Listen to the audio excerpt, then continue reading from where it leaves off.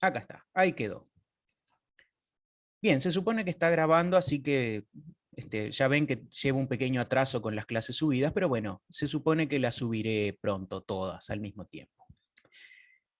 Vamos a arrancar hoy a hablar, ya que hicimos esa pequeña contextualización histórica en las clases pasadas, vamos a arrancar a hablar de instituciones jurídicas medievales, instituciones jurídicas que surgen en la Edad Media y que a nosotros nos interesan porque no solo surgen en la Edad Media para solucionar problemas que existían en ese momento y en ese lugar, sino que van a subsistir, van a sobrevivir hasta nuestros días, ¿verdad? Entonces, de alguna manera, nos parece que está bueno esto porque ustedes van a ver acá cómo funcionan estos institutos, qué problemática intentaban resolver estos institutos en su momento y cómo esa evolución ha ido llegando hasta nuestros días. Entonces, bueno, el día de mañana, cuando se enfrenten a un estudio de la regulación de estos institutos en el derecho actual y cómo funcionan estos institutos en la actualidad, ya van a conocer de alguna manera cómo funcionaban o por qué surgieron y bueno, confiamos en que eso les haga un poco más fácil y un poco más llevadero el estudio de la legislación actual, ¿verdad? Bien, durante la Edad Media nosotros habíamos dicho que se divide en dos grandes periodos históricos, ¿verdad? La Alta Edad Media y la Baja Edad Media. Aproximadamente la Alta Edad Media va entre el 476 y el siglo X, pongámosle. Ahí hay debate si es el siglo X, si es el siglo IX, si es el siglo XI. Vamos a cortar por lo sano y vamos a decir que es el siglo X. Y la Baja Edad Media que va desde el siglo X hasta el final de la Edad Media en el 1453. Habíamos mencionado también que esta alta Edad Media es esa idea un poco general que todos tenemos de la Edad Media, ¿no? Como un periodo oscuro, como un periodo de retroceso, como un periodo de atraso, donde la gente abandona las ciudades, se va a vivir al campo, en pequeñas aldeas aisladas, donde no tiene demasiado comercio, no tiene demasiada producción, surge el feudalismo, los señores feudales. Habíamos mencionado en algún momento a Carlomagno, ¿no? Como aquel que instaura en Europa lo que va a ser el sistema feudal que va a regir durante muchos siglos. Pero habíamos dicho que en contraste, o si no lo dijimos, lo decimos ahora, que en contraste a esta realidad de la Alta Edad Media se opone la Baja Edad Media, que es su periodo siguiente. Y la Baja Edad Media presenta un crecimiento en las ciudades, la gente abandona el campo y se va a vivir a las ciudades, las cosechas son mayores, y ustedes saben que si las cosechas son mayores, entonces hay un excedente, y si hay un excedente va a haber comercio. Entonces la gente va a empezar a comerciar entre sí, la gente va a empezar a vender bienes y servicios. Y va a haber no solo un auge de la cultura, un auge de la vida urbana, un auge de las relaciones entre comerciantes, sino que va a haber un crecimiento de la economía y del comercio.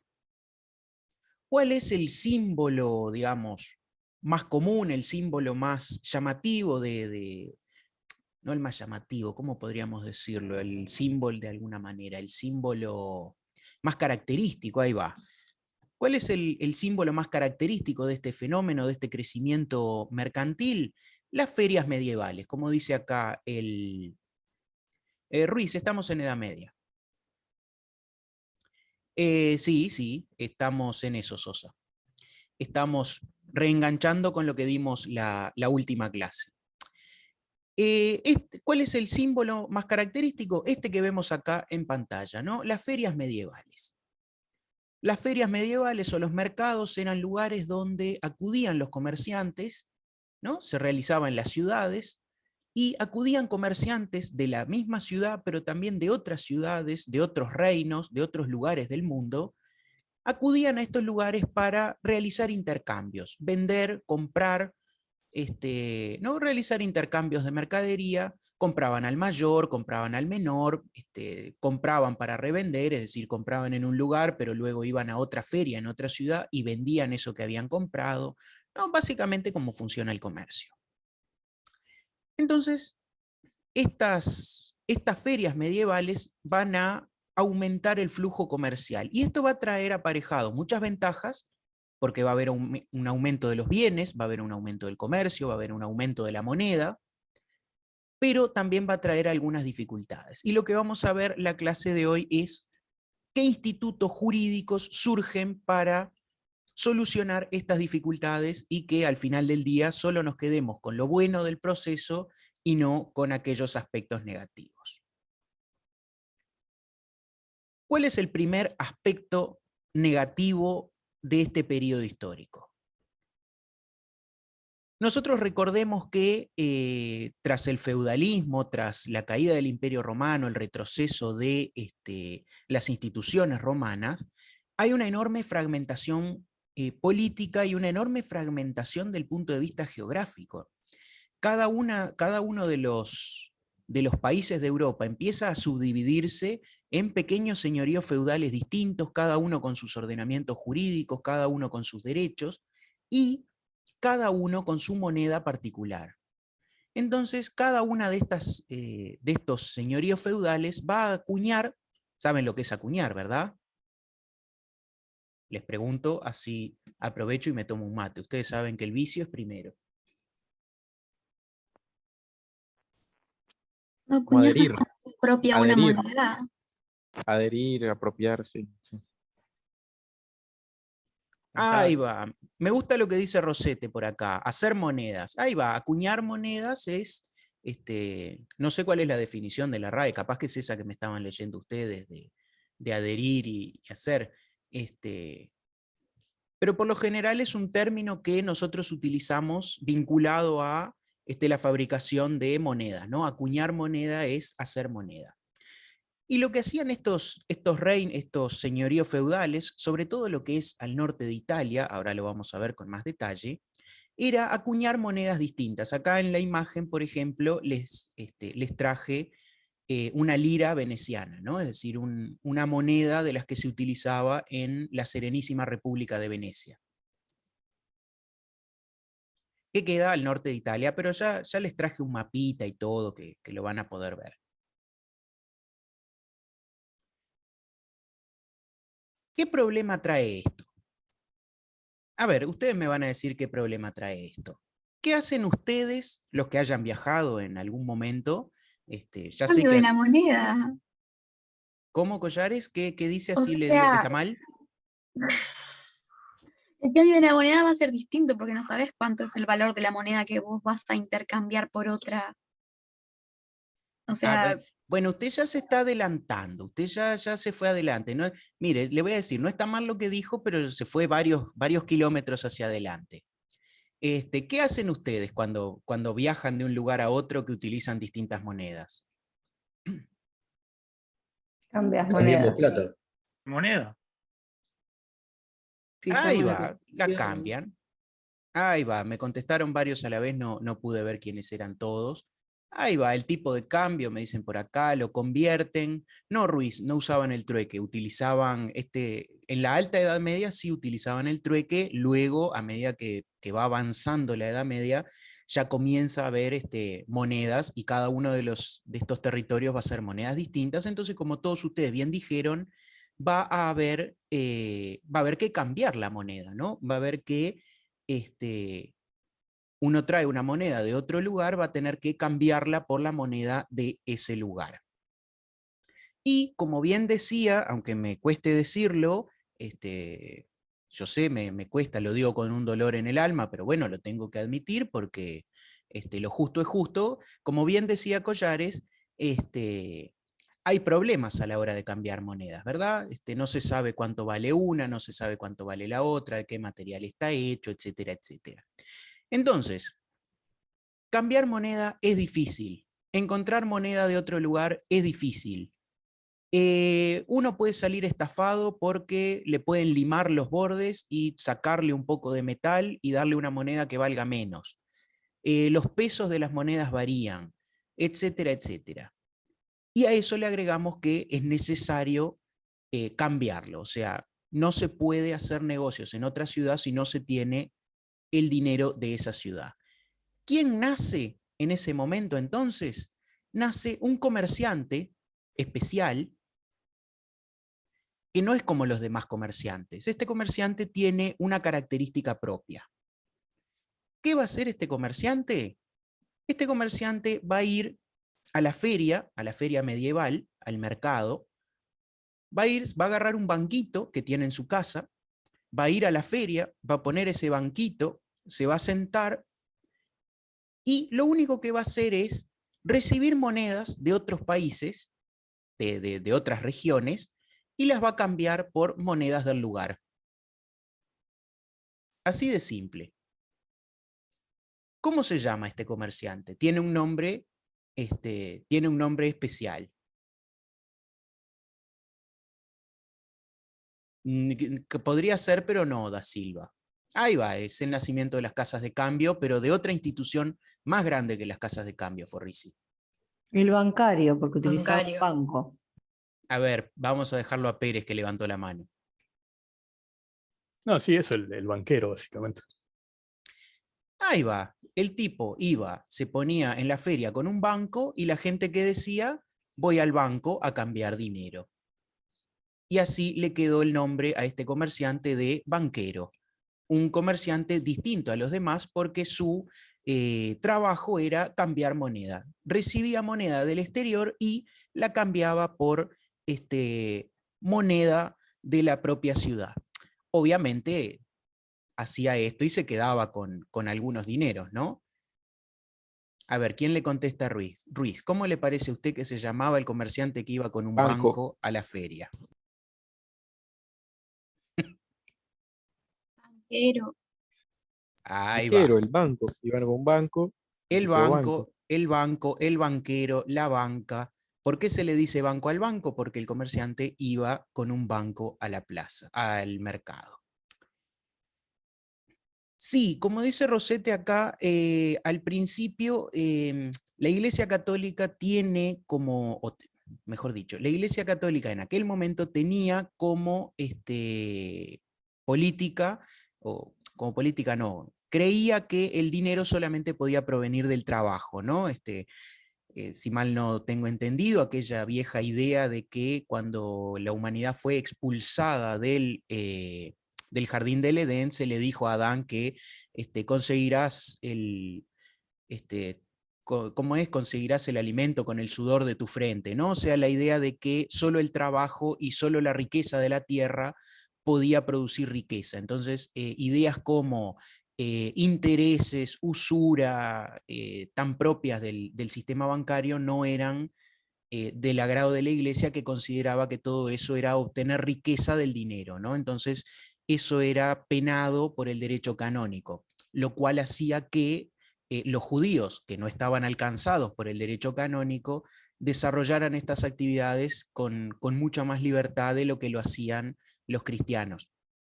Luego la Iglesia va a ir ayornando esta doctrina y va a hacer nuevas interpretaciones, diciendo que, por ejemplo, el cobro de intereses, en algún punto llegará a decir que el cobro de intereses en realidad no es obtener dinero del dinero, sino que es obtener dinero por un riesgo asumido, ¿no? Cuando uno presta dinero, asume el riesgo de que ese dinero no se le devuelva, entonces ese riesgo que asume debe ser de alguna manera retribuido, porque no debería correr ningún tipo de riesgo, ¿no? Entonces ese riesgo debe ser recompensado y los intereses funcionan de esa manera. ¿Alguien había levantado la mano, puede ser?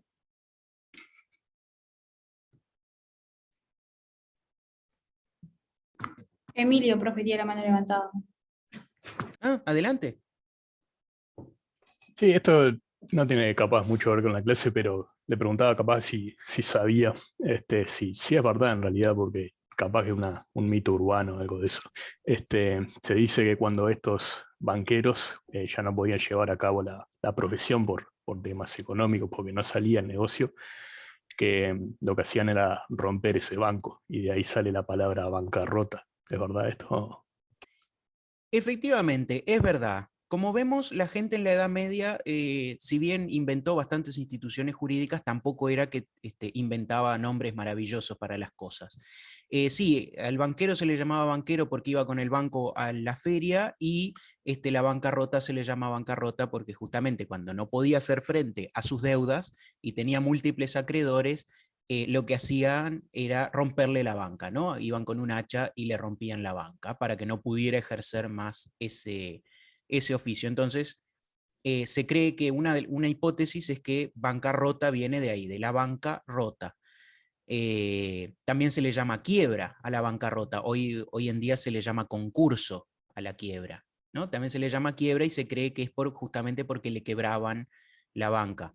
Hay otra hipótesis que es menos sostenida, que en realidad bancarrota viene del francés, que sería banqueroute, o algo. Alguien hablaba francés en esta clase, me acuerdo. Me corregirá si mi acento no es correcto. Es algo así como bankrupt, entonces sería como banca en fuga o banca en la ruta, que sería algo así como el deudor que se da la fuga para no hacer frente a sus obligaciones. Sosa. Sí, tengo una consulta. ¿Lo de la lira veneciana era un ejemplo o es algo como muy relevante? Bueno, sí, la Liga Veneciana existió. Lo que hacían muchas ciudades era, entre ellas, cuando hablamos de ciudades, hablamos de pequeños reinos, ¿no? O sea, sí, Venecia era un reino, se le llama la ciudad de Venecia, la Serenísima República de Venecia, pero en realidad eran varios poblados, varias ciudades, varios territorios. Sí, ligas como la Liga Veneciana, la Liga Hanseática en lo que es el mar Báltico, ¿no? Que nucleaba ciudades como por ejemplo Lübeck, Rostov, Malmö, Aalborg, no me acuerdo ahora la capital de Dinamarca. Bueno, no me puedo acordar todo. ¿No? Todas esas... Copenhague, o la de antes. Sí, Copenhague. No, todas, ahí va, Copenhague. Todas esas ciudades que formaban parte de la Liga Hanseática, bueno, Kaliningrado se llama hoy en día, pero antes se llamaba Königsberg, ¿no? Todas esas ciudades mercantiles que formaban parte de la Liga Hanseática, o las ciudades que formaban parte de la Liga Veneciana, etcétera, tenían acuerdos de comercio para fomentar justamente el intercambio de bienes y servicios, ¿no? Es decir, uno iba a la República de Novgorod, compraba cosas y después las llevaba hasta Londres y las vendía, gracias a la existencia de una liga de ciudades eh, que se ayudaban mutuamente para luchar contra la piratería, para evitar los excesos de algunos gobiernos que ponían impuestos excesivos a la importación o exportación de determinados productos, etc., ¿no? Es decir, ligas comerciales y de defensa militar existían en este momento. Pero volviendo un poco, porque si no como que nos vamos un poco para todos lados, volviendo un poco a lo que es el tema de la clase de hoy, ¿no? Nacen estos comerciantes llamados los banqueros.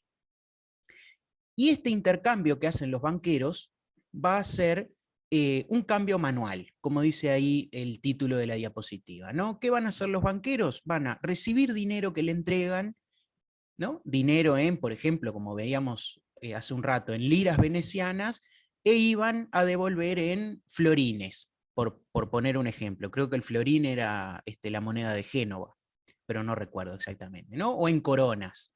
Entonces devolvían en igual suma el dinero en coronas o en florines o lo que fuera en la moneda de ese lugar donde habían ido. Y esto se le llama cambio manual porque se hace en la mano, ¿no? Es decir, el comerciante o el que viene de otra ciudad entrega el dinero y el banquero entrega una suma equivalente en otra moneda, pero no hay, en ningún momento hay juego del crédito, es decir, no entra a jugar en esto el crédito. ¿Y por qué esto es importante? Y lo vamos a ver a continuación. Nosotros dijimos, justo acá tengo esto que me tapa, así que lo voy a mover acá abajo donde no me lo tapa. Ahí va. Nosotros tenemos, ¿no? Mapa de Italia. ¿Escuché algo? No sé, me estoy volviendo loco, no importa. Mapa de Italia. No sé qué dijo Ruiz, pero digámosle que sí. Gracias, Vanegas. Mapa de Italia medieval, no recuerdo, 1200, 1300 y algo, creo que era cuando lo busqué. No, acá tenemos, acá arriba, yo no sé si, se supone que ven la presentación, pero yo no sé si ustedes ven el Sí, se puntero. está viendo. Sí, pero no sé si ven el puntero. Sí se ve el puntero, profesor. Perfecto, maravilloso. Entonces no me hago mala sangre. No, acá tenemos la Serenísima República de Venecia. Acá tenemos, por ejemplo, Génova. No sé en qué idioma está esto, pero confío en que la fuente sea buena y no tenga ninguna mala palabra escrita en el idioma que Neerlandés. sea. ¿Cómo saben, Estoy sorprendido. Hay uno que sabe francés, ahora sabe neerlandés. La verdad que estoy sorprendido. Me voy a tener que poner a estudiar idiomas. Serenísima República de Venecia, Génova. Supongamos el siguiente caso concreto. Sí, tiene razón, Rosete. Es la cuestión de la carrera. Supongamos el siguiente ejemplo concretísimo. Un comerciante veneciano necesita ir desde Venecia hasta Génova. ¿Por qué? Porque él tiene, no sé, se compró unas sedas muy bonitas que se las compró acá en Tierra Santa. ¿Se acuerdan que habíamos hablado de las cruzadas, ¿no? Aquello de llegar hasta Medio Oriente, ahí abrieron rutas comerciales. Bueno, este veneciano se compró unas sedas preciosas y quiere ir a venderlas a Génova. Pero ya que va a Génova, dice, bueno, estoy en Génova, me voy a comprar unas naranjas que trajeron desde España, que está acá. Entonces dice, bueno, voy a vender la seda, voy a comprar naranjas, pero para tener, digamos, dinero en efectivo, voy a cambiar el dinero que yo llevo. ¿Qué puede hacer este veneciano? ¿Qué va a hacer este veneciano con el dinero? Digamos, ¿qué va a llevar él de Venecia hasta Génova? Las sedas y su moneda natal, o sea, la moneda de Venecia. Ahí va, ¿y cómo la va a transportar la moneda? O sea, las monedas que lleve, ¿cómo las va a transportar? ¿En un bolsito? Ahí va. Las va a transportar o en un bolsito o en un cajón, en un cofrecito, ¿no? De esos que vemos en las películas que llevan el cofrecito, y lo abren así, están llenos de monedas de oro y se ponen a jugar con las monedas de oro, ¿no? Una especie de Rico MacPato que tenía una bóveda llena de monedas de oro y se tiraba a nadar ahí adentro. Todavía no viera. ¿No? Entonces va a ir con su cofrecito lleno de monedas de oro y va a atravesar todo este territorio. Va a salir desde Venecia, va a ir todo por acá, todo por acá, todo por acá y va a llegar hasta Génova. ¿Qué le puede pasar a este comerciante que va a pie, digamos, en un carro de robe. caballo? Lo saqué. Ahí va, ustedes mentalidad de tiburón, ¿eh? Ustedes no me dejan ni terminar de hacer la pregunta que ya están poniendo su propio negocio de pegarle un palo en la cabeza al pobre comerciante que va con su cofrecito de monedas de oro. Es lo más común. Claro, si nosotros tenemos miedo de ir con dinero por un callejón sombrío en pleno siglo XXI, imagínense estos muchachos que iban por los caminos medievales. Ahí va, necesita un medio de transporte o un guardia. ¿Y el guardia qué va a hacer? Le va a cobrar.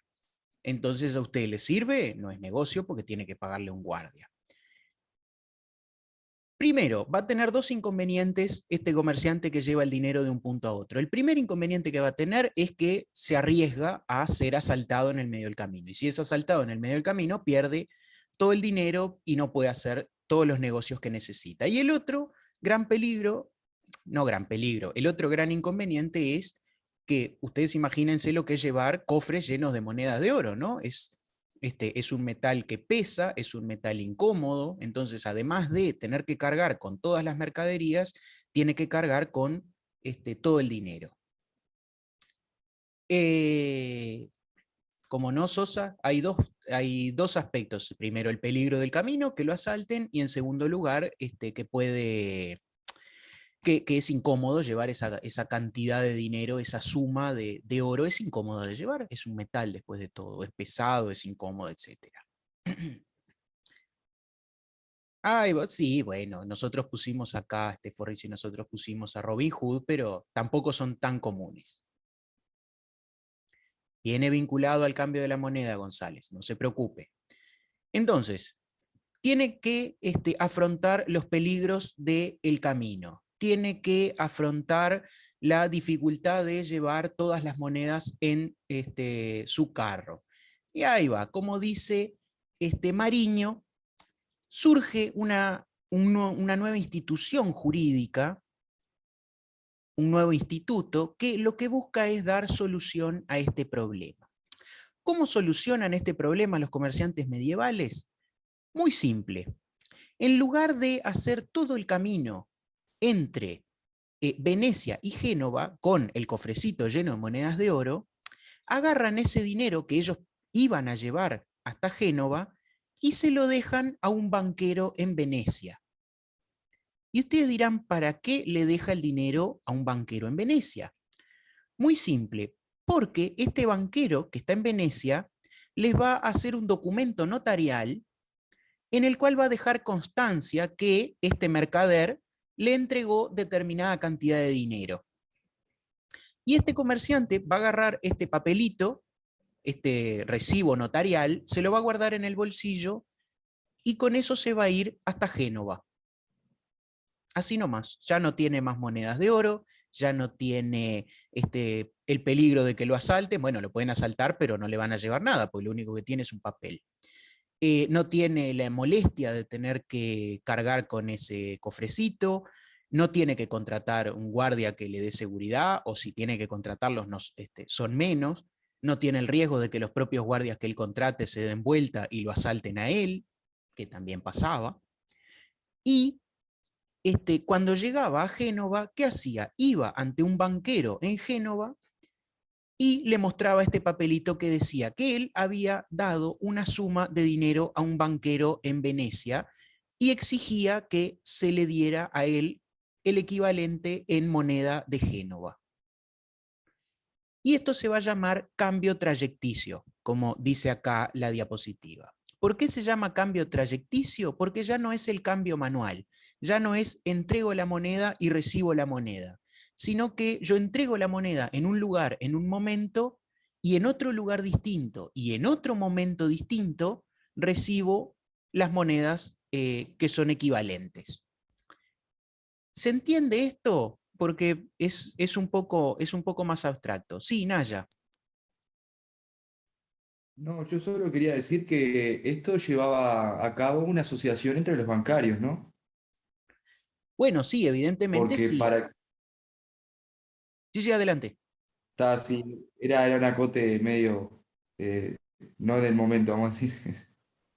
No, está perfecto, claro, los banqueros empiezan a entablar relaciones entre sí, ¿no? Es decir, empiezan a asociarse. Es más, muchas veces los banqueros en realidad son grandes familias que, no sé, hay un primo en una ciudad y un sobrino en otra ciudad distinta y pertenecen todos a las mismas grandes familias de banqueros, ¿no? Ah, bueno, ahí, a eso vamos. Pero primero, antes de seguir, primero quiero que me digan si está claro,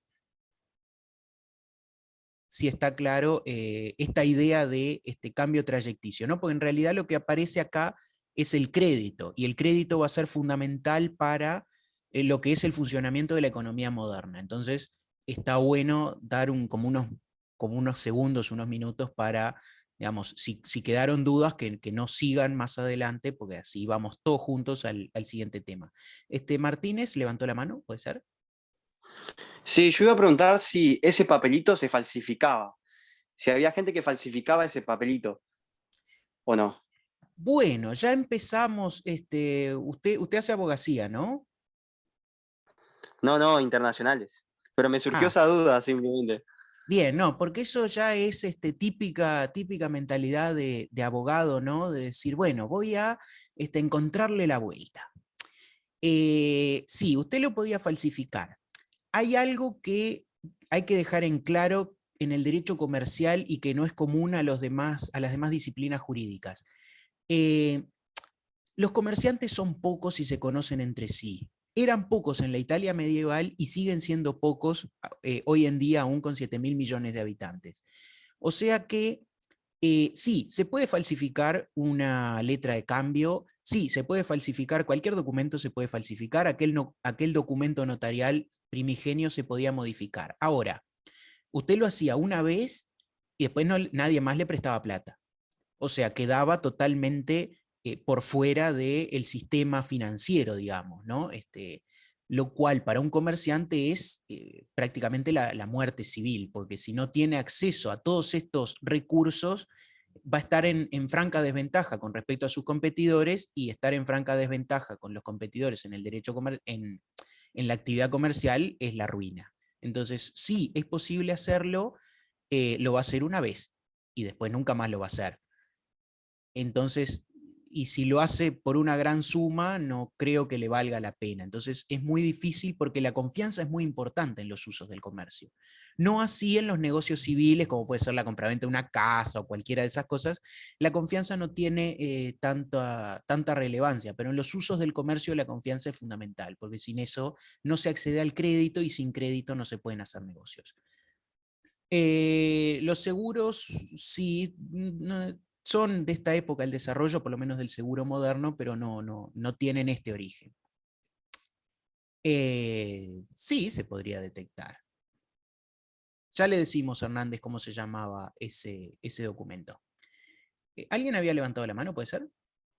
Yo, profe, quería decir que el crédito sería que entrego una suma de dinero y en algún momento como que la cobraré. Sería así, ¿no? En un futuro la cobraré. Claro, la va a cobrar otro día y en otro lugar, distinto. Y esto se llama cambio trayecticio. Y lo que introduce es el crédito. ¿Por qué?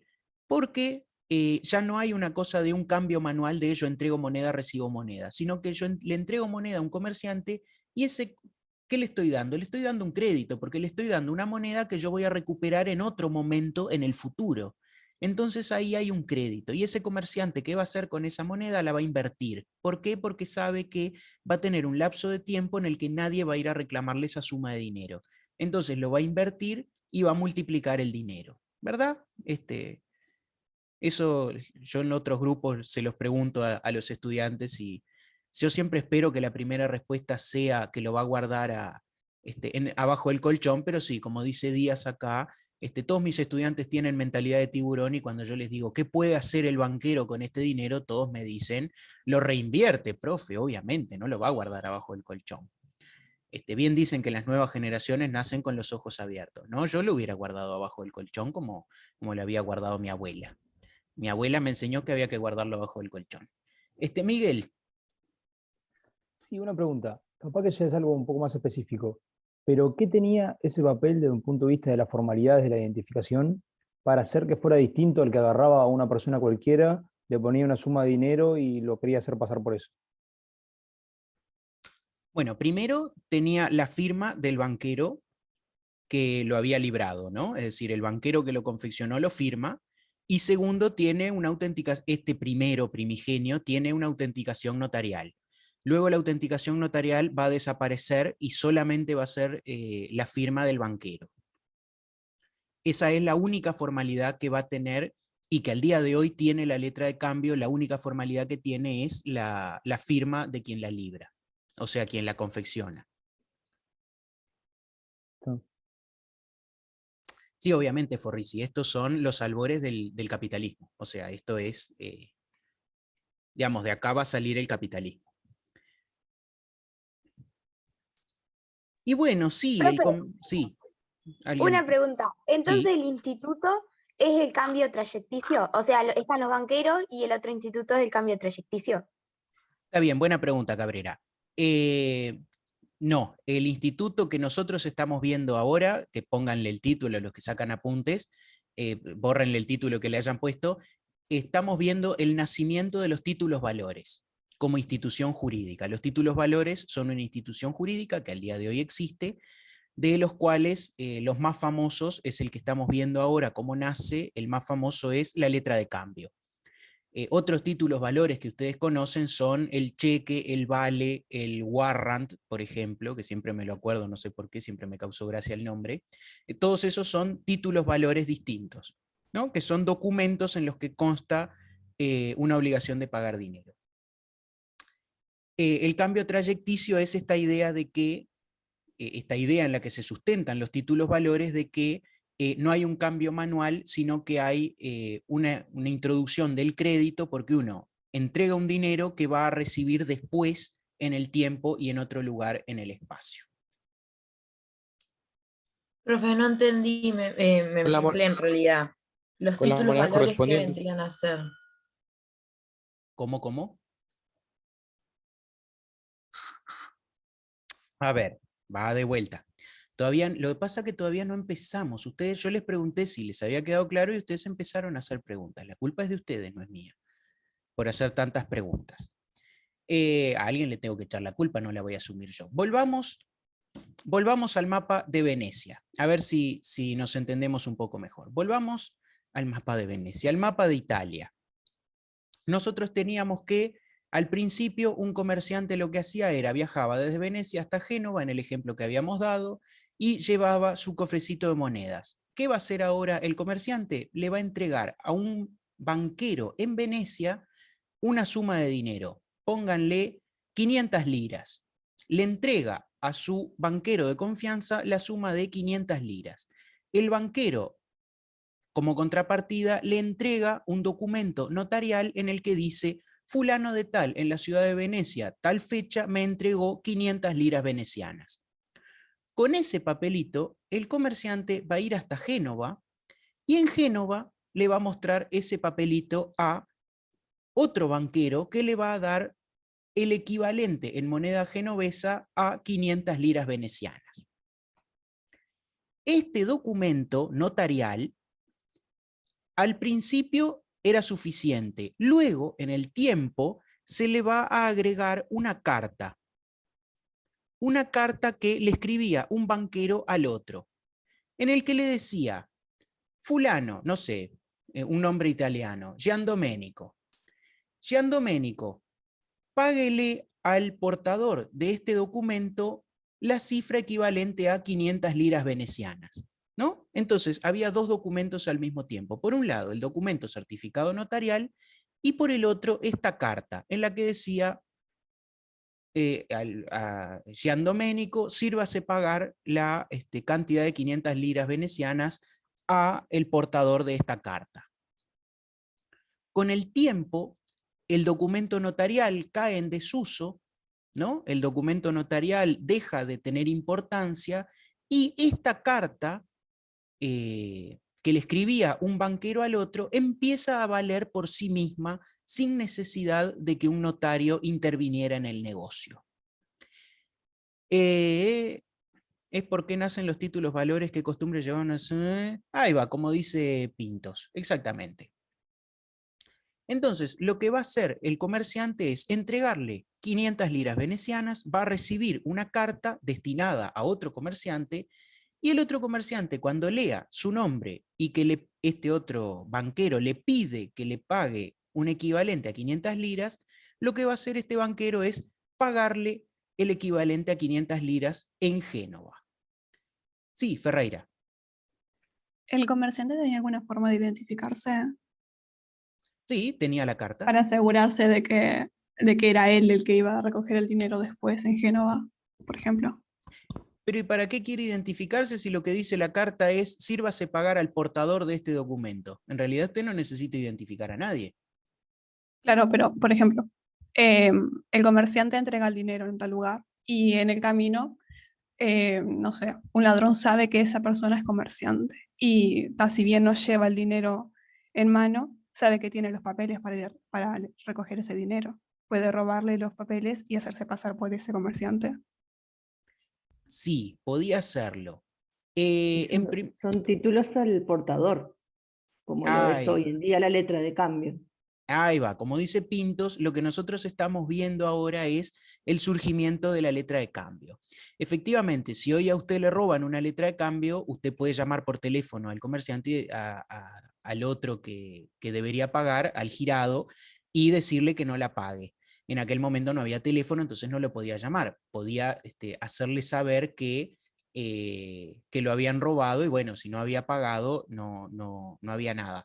También era muy difícil hacer ese tipo de cosas, ¿no? Porque digamos, el que vive en el bosque y roba a la gente, como que ya está identificado. Es decir, no piensen en la sociedad actual, moderna, donde nadie conoce a nadie, donde uno se cambia de ropa y se transforma en otra persona, ¿no? Son sociedades muy estáticas, donde el que es ladrón, el que es comerciante, y el que es noble es noble. Entonces, está bien, sí, capaz que se vestía de otra manera para poder entrar a la ciudad, pero eran ciudades amuralladas, o sea, tenían pocos lugares por donde entrar y salir. Entonces, sí, podía pasar, pero era mucho más improbable. O sea, siempre es mucho mejor, y esto no es un consejo legal, por favor no se lo digan a nadie, pero siempre es mucho mejor robar dinero que robar títulos valores. No les estoy diciendo que lo hagan, pero si lo hacen, sépanlo, es mejor robar en efectivo que otra cosa. Lo que tenemos que pensar que eran sociedades en las que por una forma o por otra, o mal o bien, todos se conocían a todos, o por lo menos a la familia a la que pertenecía. Vos te presentabas como que eras el hijo, el sobrino, el nieto de fulano, porque era la manera que se interactuaban entre sí, no es como ahora que es como más impersonal. Claro, digo, uno va a una tienda hoy en día y no sabe quién es el que lo atiende, pero piensen que entre comerciantes, incluso probablemente la visita de este comerciante que iba de Venecia a Génova, hacía semanas que sabía que iba a ir tal día, porque sabía que entonces le había escrito decenas de cartas diciendo tal día voy a ir, y ya lo esperaban porque ya sabían que venía. Entonces, usted sabe que viene, no sé, Paolo viene de Venecia, usted ya sabe porque le escribió una carta y sabe que fue con su banquero en Venecia, y llega un tipo todo roto, que le faltan todos los dientes, y dice, hola, soy Paolo, y no es, yo qué sé, digo, está bien, la podía robar, pero digamos, como que es improbable ese tipo de situaciones. También, como dice Forrisi, era difícil saber el valor real, y además estos son institutos, piensen ustedes que hoy en día en una sociedad de la información, quizá muchos de ustedes el primer contacto que están teniendo con una letra de cambio es que estamos hablando nosotros acá. Piensen ustedes en una sociedad como la medieval, un instituto tan parcial de una única clase social como eran los comerciantes, es decir, nadie más hacía letras de cambio salvo los comerciantes. Entonces, saber que ese papel en realidad tenía un valor económico era un conocimiento que tampoco era tan común para el común de la gente o de los ladrones, si bien los ladrones conocen su oficio. Ahí va, como dice Perdomo, la mayoría tampoco sabía ni leer ni escribir, pero está muy bien eso porque, a ver, esto es una cuestión de sentido común, ¿no? Que yo tenía una profesora que siempre nos decía, la Facultad de Derecho lo primero que hace les mata el sentido común. Y esto va de sentido común, ¿no? Ustedes piensen que si la letra de cambio la inventan hacia fines de la Alta Edad Media, principios de la Baja Edad Media, ¿no? 1300, pongámosle, 1200, 1300, y se sigue utilizando hasta el día de hoy, aunque con algunas modificaciones, obviamente, y bueno, eso de alguna manera significa que funciona, porque si no funciona, se habría dejado de usar, como muchos otros institutos jurídicos que nosotros no estudiamos porque se dejaron de usar. Entonces, de alguna forma, si sobrevivió 700, 800, 900 años, es porque alguna utilidad práctica tiene. Y es más el bien que hace que el mal, o por lo menos es más, quizá no en términos de bien y mal, pero es más la utilidad que provee que la falta de la misma. Entonces, está bien encontrarle la quinta pata al gato y decir, bueno, pero la puedo falsificar. Bueno, pero me la pueden robar y la cobra otro. Sí, pero vean que esos casos son, si se quiere, de alguna manera marginales, pues la mayoría de las veces la letra de cambio cumple con su cometido, que es el de hacer ingresar el crédito a las relaciones comerciales y brindar seguridad a las transacciones, ¿no? O sea que de esa manera la letra de cambio funciona. Entonces, volviendo, lo que pasa en este momento, en este periodo histórico, es que se elimina aquel requisito, aquel documento notarial, ¿no? Se elimina ese documento notarial y simplemente existe una carta que va dirigida hacia otro comerciante. Y acá debería...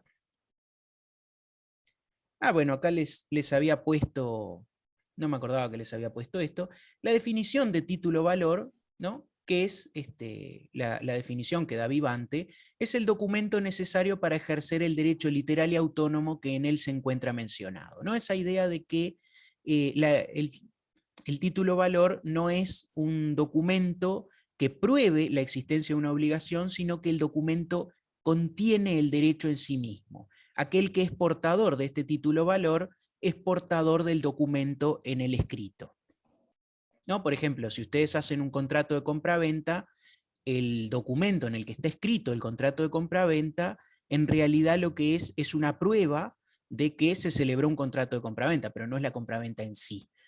En este caso, el título-valor es el documento propiamente dicho, ¿no? Y además es necesario este documento para ejercer el derecho. Si uno dice, ay, yo celebré una letra de cambio y a mí me la dieron, pero no la tengo en este momento y presento testigos de que la tengo, no sirve para nada porque lo que yo necesito tener es el documento. Si yo no tengo el documento, no tengo ningún tipo de derecho. Y a ver si logro, se supone acá, se supone que detuve compartir pantalla, y acá se supone que estoy, no, esto no es. ¿Cómo hace Auronplay pasarlo tan fácil esto? Que a mí me cuesta tanto. Ahí va, se supone que estoy compartiendo pantalla de vuelta. Me avisan si no. ¿Qué dice Sosa? Entre los demás debe ser uno de los más efectivos. Sí, sí, la letra de cambio es uno de los más antiguos y de los más efectivos. Profe, sí. Yo quería hacer algo. ¿Viste que se pasó de usar el documento notarial a usarse más la carta? ¿Sería por un tema más de costumbre que se hizo eso?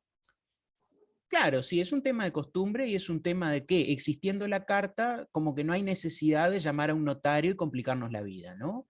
Mala noticia para los que están estudiando notariado, sí, es una oportunidad de negocios perdida, pero bueno, todo sea en pos de facilitarle el comercio a los comerciantes. Pero sí, la idea de llamar a un notario era como que, bueno, esto es cada vez más inútil, porque además había confianza en el documento. Entonces, tanta confianza en la carta hacía que la necesidad de un notario, que en definitiva uno acude a un notario, a un escribano, cuando no hay confianza, hacía que fuera un gasto totalmente superfluo.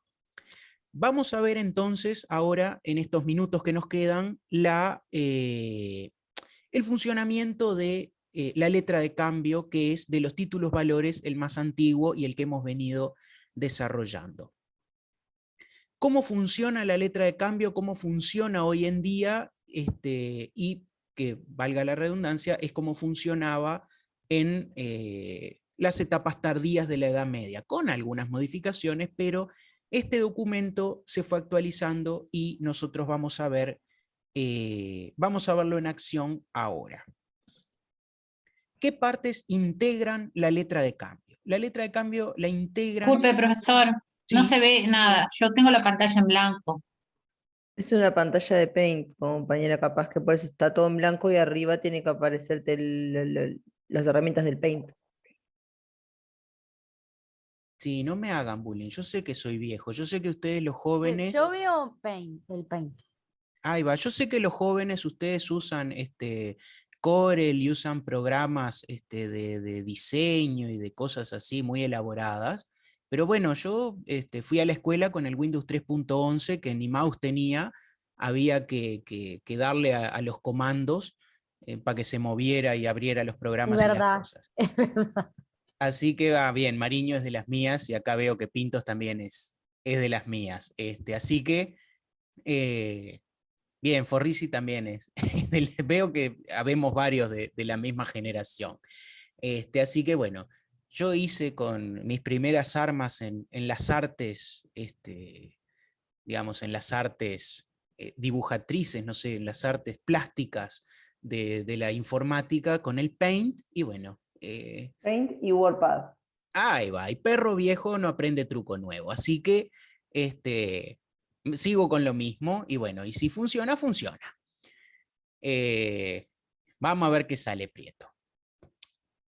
Bien, ¿cómo funciona la letra de cambio? Tenemos 3 partes intervinientes en la letra de cambio. El primero, le vamos a llamar librador. ¿Cuál es el rol del librador? El librador es aquel banquero, originariamente, hoy puede ser cualquier persona, originariamente era aquel banquero al que se le entregaba la suma de dinero. ¿Y por qué se le dice librador? Porque libra el documento. ¿Qué significa que libra el documento? Que lo redacta y lo firma, obviamente. ¿Se entiende? Este que está acá es el primer sujeto de la relación en la letra de cambio. ¿Cuál va a ser el segundo sujeto? Lo vamos a poner acá, y es el beneficiario.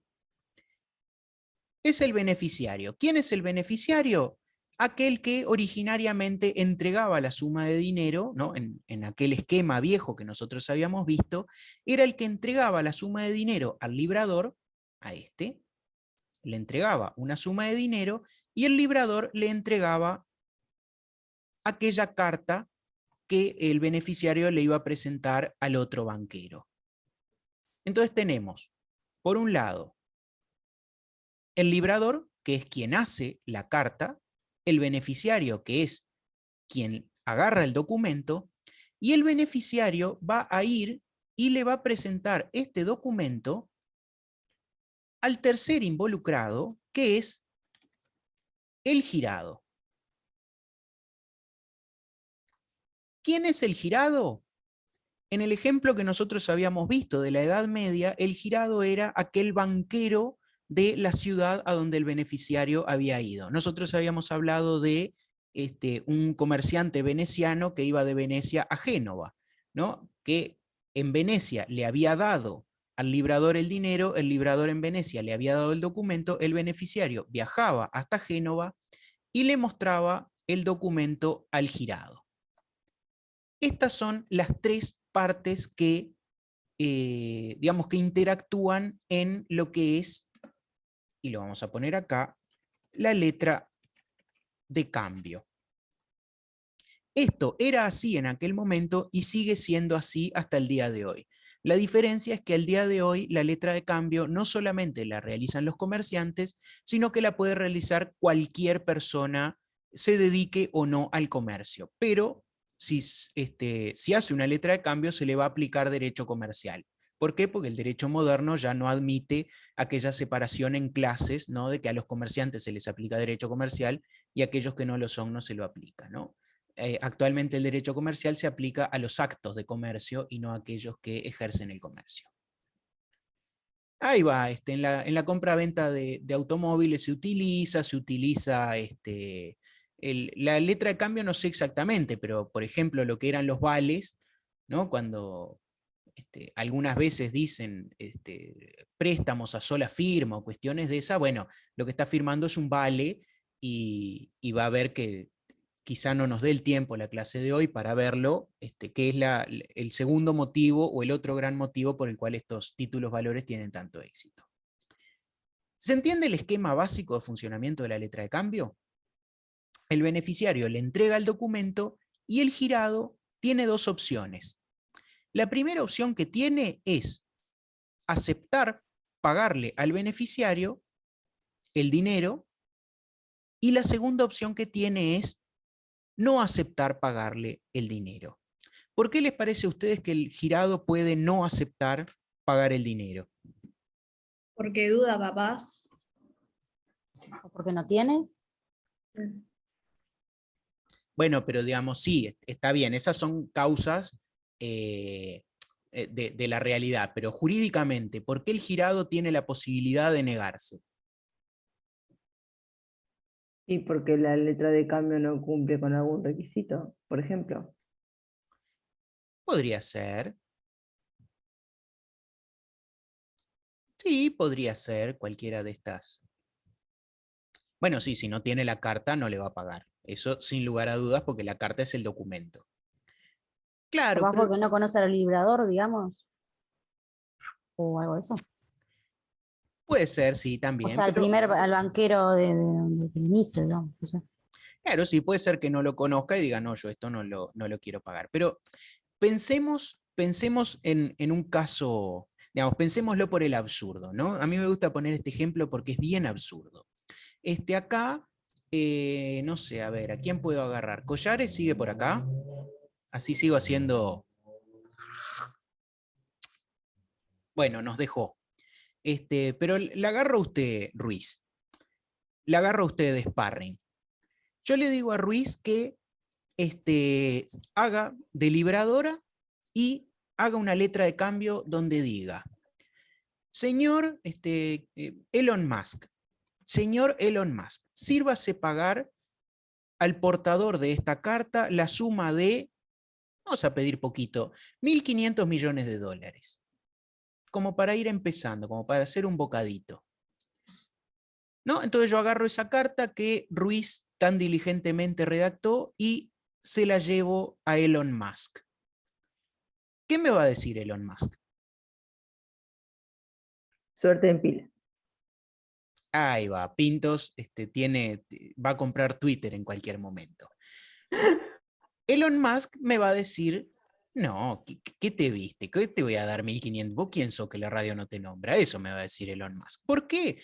Porque él no formó parte de esta relación primigenia entre beneficiario y librador. Él, si ustedes ven, la relación original se da entre estos dos, entre el beneficiario y el librador. Pero el girado está acá afuera. El girado nunca formó parte de esta relación. Entonces el girado puede aceptar formar parte de esta relación, aceptar pagar el dinero, en cuyo caso va a pasar a integrar la relación jurídica, o puede simplemente decir, mire, ¿sabe qué? Quédense entre ustedes dos con esa relación jurídica que han hecho, pero yo no formé parte, estoy afuera. Me fui, no tengo nada que hacer con eso. ¿Se entiende? Sí. Solo la duda que tenía era, o sea, viste que nosotros cuando viajamos poníamos el dinero, nos daban el documento notarial, pero era cómo llegaba esa plata que nosotros dejábamos, yo qué sé, en Venecia a la otra parte. No sé si me hice entender. Ah, Altamirano, usted pregunta los grandes secretos del comercio. ¿Cómo llega esa plata? Y esa plata no llega, lo que llega es su equivalente. A ver, nosotros lo ponemos, está bien la pregunta, es legítima, todos nos la hemos hecho la primera vez que nos enfrentamos a este tipo de cosas. Y es correcto. ¿Y por qué? Porque el ejemplo está mal explicado. Y está mal explicado no porque yo sea un mal docente, sino porque el ejemplo es en sí insuficiente. Nosotros vemos acá 3 personas, el librador, el beneficiario y el girado. Nosotros esto lo tenemos que pensar no con 3 personas, sino con cientos de comerciantes, haciendo cientos de transacciones al mismo tiempo. Es decir, así como el librador recibe este dinero de este beneficiario, había, ¿no?, otro, digamos, pongámosle, que este se llama Paolo, este se llama Giandomenico y este se llama, no sé, tírenme otro nombre italiano, Silvio. Giuseppe. Giuseppe. Ah, bueno. Bueno, Giuseppe, póngale, ahí va. Silvio le presta a Giuseppe y Giuseppe va a ir con Paolo y al mismo tiempo le va a dar a, ¿qué otro me habían dicho? No me acuerdo ya, ¿no? Francesco. Ahí va, le va a dar a Francesco y Francesco va a ir con Silvio y Silvio le va a prestar a otro cualquiera, no sé, vamos a poner una J de Juan, y Juan va a ir de vuelta acá y así va a ir, se coparon con les pregunto cosas en serio, no me contesta nadie, ahora les pregunto nombres italianos y hasta Luigi, ahí va, me olvidé, ¿no? Luigi y Mario. Digamos, esto es un sistema complejo de mucha gente al mismo tiempo. Entonces, está bien, hay mucha gente que deposita, mucha gente que retira, y así se van creando situaciones complejas de crédito en que el banquero de una ciudad recibe dinero, entrega dinero al mismo tiempo, y todos son créditos con fechas de vencimiento distintas que él tiene que administrar y tiene que llevar una contabilidad que tiene que ser muy precisa, muy fina, porque donde se equivoque en una fecha de vencimiento y no tenga el dinero para pagarlo, va a estar en graves problemas. Pero digamos, no es que, claro, cuando uno lo ve, este sistema, solamente con 3 personas, uno dice, bueno, y estos 500 florines que estaban acá, ¿cómo llegan acá? No hay ningún tipo no tiene sentido esto, porque en algún momento este tendría que llevarle el dinero a este. Pero piensen en estas relaciones, ¿no? Entonces, el girado, cuando le paga al beneficiario el equivalente a 500 liras venecianas, el beneficiario le va a entregar el documento y el girado va a tener contra el librador el derecho a reclamarle las 500 liras venecianas que le pagó a este beneficiario, ¿no? Y como tiene el derecho a cobrarle las 500 liras, de repente, en lo que hace el girado es, si tiene que ir a Venecia a hacer un negocio, en lugar de llevar un cofrecito con 500 liras, lo que hace es lleva esta letra de cambio que le había llevado el beneficiario y se la cobra al librador. Y una vez que el librador recupera el documento, lo destruye simplemente y ya no hay deuda ninguna. Sí, no sé si en la época medieval capaz que se daba, pero también hay que pensar que, por ejemplo, ahora vos la letra de cambio vos podés endosarla varias veces y que vaya pasando de mano. No sé si eso será algo que surge también en ese momento. Sí, el registro, se cree que sí, hay regulaciones de las ciudades medievales que prohíben transferir el documento más de una vez. Eso hay regulaciones medievales en contra. A ver, explico lo que pregunta la compañera acá. Claro, dicen familias de bancarios, ahí va, grandes familias de banqueros como los Medici, ahí va, sí, todo eso. Termino de explicar esto. Al ser un documento representativo de una suma de dinero, los títulos valores se convierten en lo que se llama el dinero de los comerciantes. Los comerciantes se lo van pasando como si equivaliera a una suma de dinero. ¿Por qué? Porque es más barato, porque es más fácil, porque es más seguro, etc. Entonces, de alguna forma se transforma como en el dinero de los comerciantes. Algunas ciudades medievales imponen restricciones a ese tráfico de letras de cambio para que no se puedan transferir más de una vez. El endoso más antiguo que se conoce se dio en Francia y data del año 1600. Es el endoso así del que se tiene certeza pura, más antiguo del mundo, es del año 1600. Recordemos que la Edad Media termina hacia 1453, 1492, o sea que es un par de siglos posterior. Se sabe que existía el endoso, digamos, como una práctica supuestamente común, ¿no? El endoso es justamente el beneficiario lo que hace, firma el documento y se lo entrega a otra persona que va a tener el derecho de ir a cobrarle al girado. Yo sé que estos temas son complejos, veo acá el dibujito que hice y veo flechas para todos lados y digo, ¿cómo se llegó a esta complejidad?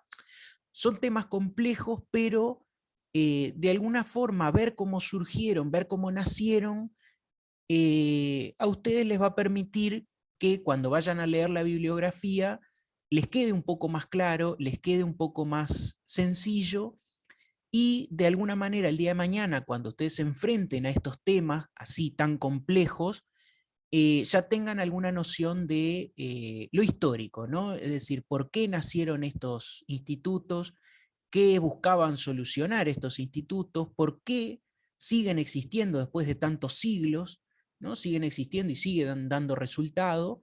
Y bueno, y digamos que se partan la cabeza ahora que tienen más tiempo libre de lo que van a tener cuando den estos temas en derecho comercial, de alguna forma está bueno porque les va a hacer la vida más fácil en el futuro cuando tengan que enfrentarse a todo esto.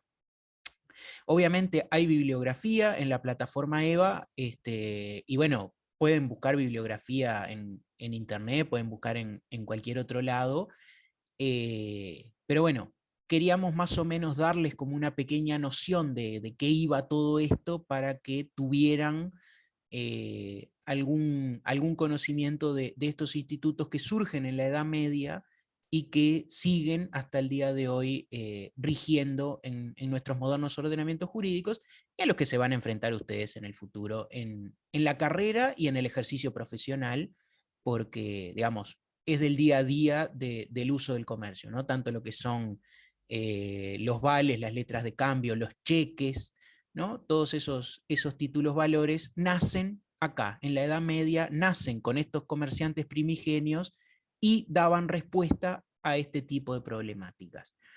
Así que, sin más, si tienen dudas, preguntas, consultas o sugerencias, los escucho, y a los que no tengan ningún tipo de duda, pregunta o sugerencia, buen fin de semana y nos vemos la semana que viene, si les parece. Profe, Sí. yo quería preguntarte, ¿la bibliografía es la de Rodolfo Mesera, puede ser? ¿Que está ahí? Sí, nosotros no lo aclaramos. La bibliografía que nosotros subimos es la del Manual de Derecho Comercial del profesor Mesera. El profesor Mesera murió lo estuve chequeando, 1963 creo, por lo que debería estar libre de derecho, no libre de derecho de autor, pero digamos, como siempre hago el mismo chiste, si el doctor Mesera se me aparece en mi casa, lo último que me voy a preocupar es de que me reclame por los derechos de autor. No voy a llamar a un exorcista porque tengo la casa poseída por algún tipo de demonio, porque el doctor Mesera no se me va a aparecer. Eso está subido. No es el mejor material, lo reconocemos, pero digamos, el Consejo sacó una resolución en el que en tiempo de pandemia nosotros teníamos que intentar subirles el material que en la medida de lo posible no estuviera afectado por derechos de autor, y fue lo que hicimos nosotros. Pero cualquier manual de derecho comercial tiene una parte destinada a lo que es la historia de los títulos valores, lo pueden consultar de ahí, y bueno, cualquier manual de derecho comercial tiene el funcionamiento de los títulos valores en la actualidad, que de repente capaz que es más claro leerlo de cómo funciona ahora de cómo funcionaba antes. Pero sí, el libro de Mesera está subido, y con eso debería ser suficiente, pero si lo puede complementar con alguna otra cosita, nosotros no nos quejamos. Somos gente humilde, no nos quejamos por nada. No sé si contesté la pregunta. Sí, profe, la contestaste, gracias. No, por favor, a las órdenes. ¿Más dudas, preguntas? Aprovechen que están baratos.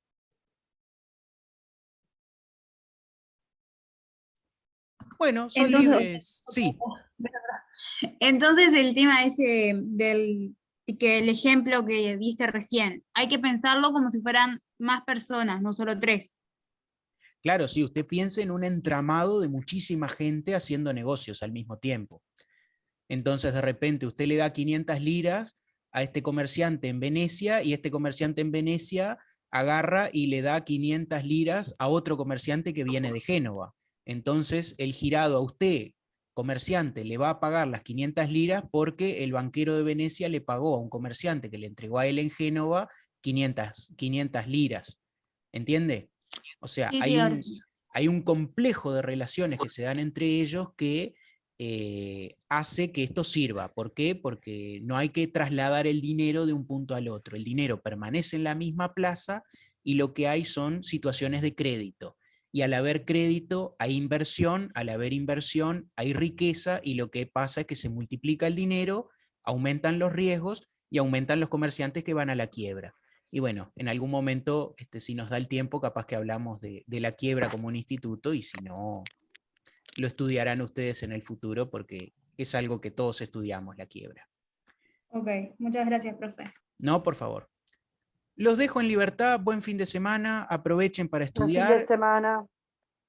Nos vemos. Chao. Chao. Nos vemos, profe.